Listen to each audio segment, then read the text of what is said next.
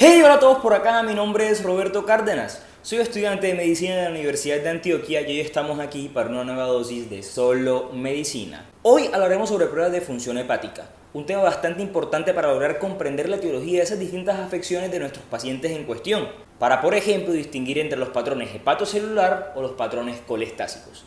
Si el tema te interesa, te invito a quedarte por favor y escuchar la explicación. Vamos, acompáñame a verla. Y bueno, colegas, empecemos con el tema del día de hoy.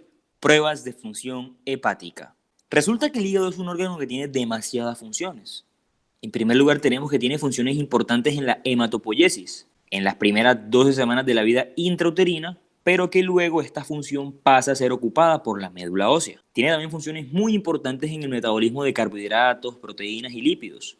Como fuente de pronto fundamental, aquí las proteínas tienen la función importante de generar la albúmina, de sintetizarla, por lo que se presentan alteraciones en las mismas en las afecciones hepáticas. También ayuda a desintoxicar la sangre, de compuestos nitrogenados, de la bilirrubina, del alcohol también, por lo que se explican las afecciones de este órgano en el alcoholismo crónico, y de distintos fármacos también como el paracetamol, o más conocido como acetaminofén. También tiene una importancia mayúscula en los procesos inmunes, por la síntesis de proteína C reactiva, que es un reactante de fase aguda, por esos macrófagos hepáticos, las células de Kupffer, y porque también ayuda a sintetizar las proteínas del sistema del complemento. Además, tenemos que también funciona como almacén de sustancias, entre los que se encuentran la glucosa en forma de glucógeno, de vitaminas como la vitamina A, vitamina D, vitamina B12 y de minerales como el hierro y el cobre, con afecciones importantes en este punto, por lo menos en la enfermedad de Wilson. Y además aquí no aparece, pero el hígado también tiene funciones importantes para el sistema de la coagulación, debido a que sintetiza también distintos factores que ayudan como tal en este proceso. Para analizar la función hepática a grandes rasgos hay que examinar dos variables, las bilirrubinas, tanto directa o conjugada, la total o la indirecta o no conjugada que se obtiene luego de realizar la resta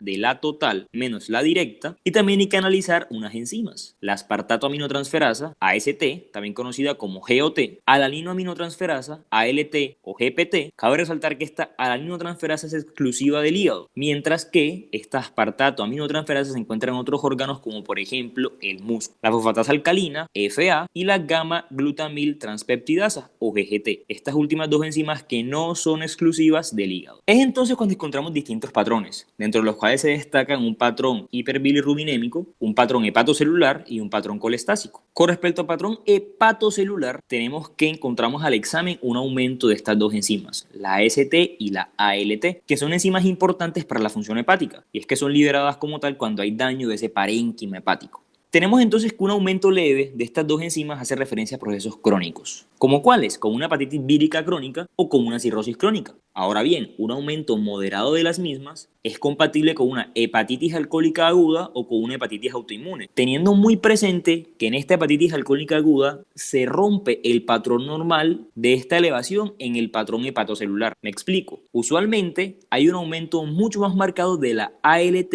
con respecto a la AST, debido a que esta enzima ALT es exclusiva del hígado y por tal motivo tiene mucha más elevación a las afectaciones de este órgano. Sin embargo, como esta hepatitis alcohólica aguda afecta mucho más el espacio mitocondrial, por ejemplo, que es el hábitat de esta AST, tiene un aumento mucho más marcado con respecto a esta ALT, que debe ser de 2 a 1. Es decir, 2 veces AST por el valor de ALT. Además de que hay una reducción, hay una deficiencia de piridoxina que también ayuda a un aumento mucho más marcado de la AST o GOT. Y bueno, un aumento demasiado importante de estas dos enzimas, tanto AST como ALT, representa unos procesos de carácter agudo, que hace referencia a un origen infeccioso, como en el caso de la hepatitis vírica aguda, a procesos tóxicos o hipóxico-isquémicos. Y bueno, ahora hablando de un patrón colestásico, tenemos que hay que tener un aumento, ojo acá, simultáneo, tanto de la fosfatasa alcalina como de la gamma glutamil transpeptidasa. Y es que básicamente esto acá hace referencia a una obstrucción de la vía biliar, que no permite el flujo de la bilis desde el hígado, desde la vesícula hasta el duodeno, hasta la luz del tubo digestivo. Pero ojo, aclaro de nuevo, no son exclusivas del hígado. Y es por eso que necesitamos un aumento simultáneo de ambas enzimas para que sea diciente con respecto a la afectación de esta vía biliar. Y bueno, ahora tenemos la hiperbilirrubinemia, que es la causa como tal de esa ictericia marcada que de pronto caracteriza a estos pacientes con afectación hepatobiliar. Pero para entender cómo funcionan los aumentos de la bilirrubina directa e indirecta, tenemos que entender primero su metabolismo.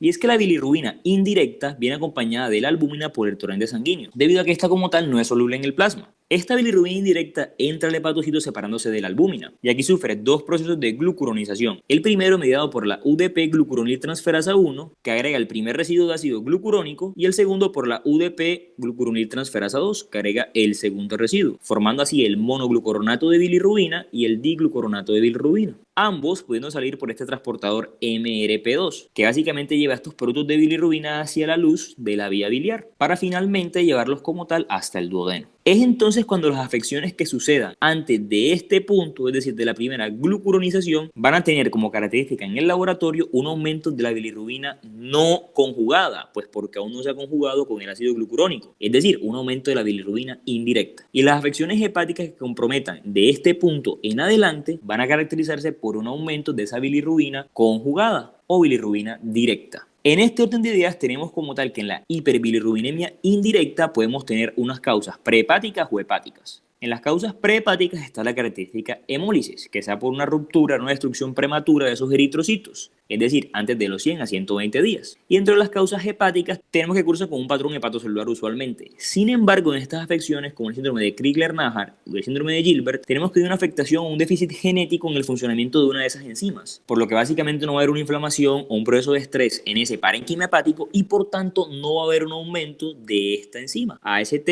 o de la enzima ALT. Ojo, como son déficits genéticos y no hay un proceso de inflamación, no va a haber aumento de las enzimas. Mientras que si hablamos de una hiperbilirrubinemia directa, puede haber dos causas, una causa hepática o una causa poshepática. Dentro de las causas hepáticas, que nuevamente cursan con un aumento de la AST y la ALT, es decir, con un patrón hepatocelular, tenemos el síndrome de Dubin-Johnson, la cirrosis hepática y la hepatitis, por ejemplo. Tenemos como tal que este síndrome de Dubin-Johnson es una deficiencia como tal en el transportador MRP2, es decir, el que exporta de manera activa utilizando ATP esa bilirrubina conjugada hasta la luz de la vía biliar. Y por tal motivo, si hay un déficit genético de este transportador, se va a acumular la bilirrubina conjugada, debido a que hayan actuado las dos enzimas anteriores que vimos en el proceso, la UDP-glucuroniltransferasa 1 y la UDP-glucuroniltransferasa 2. El problema va a estar aquí. Y tenemos dentro de las causas poshepáticas que cursan entonces con un aumento de la fosfatasa alcalina y de la GGT simultáneo, es decir, con un patrón colestásico, la litiasis biliar, más que todo como tal cálculos de colesterol, de bilirrubina, neoplasias, que puede ser por ejemplo un cáncer de la cabeza del páncreas o una neoplasia como tal de la ampolla de Vater. Y finalmente una colangitis biliar primaria. Y bueno amigos, eso ha sido todo por el día de hoy. Espero que les haya gustado el contenido. Si así lo fue, los invito por favor a suscribirse al canal, a darle un like, a tocar la campanita de notificaciones y a comentar. Recuerda, siempre comenta sobre qué tema te gustaría que tratáramos en un próximo video, para así yo poder tener presente qué temas son de su interés e incluirlos en el contenido del canal. Y bueno, no siendo más, nos vemos en una próxima ocasión. Y recuerden siempre, solo medicina. Chao, chao.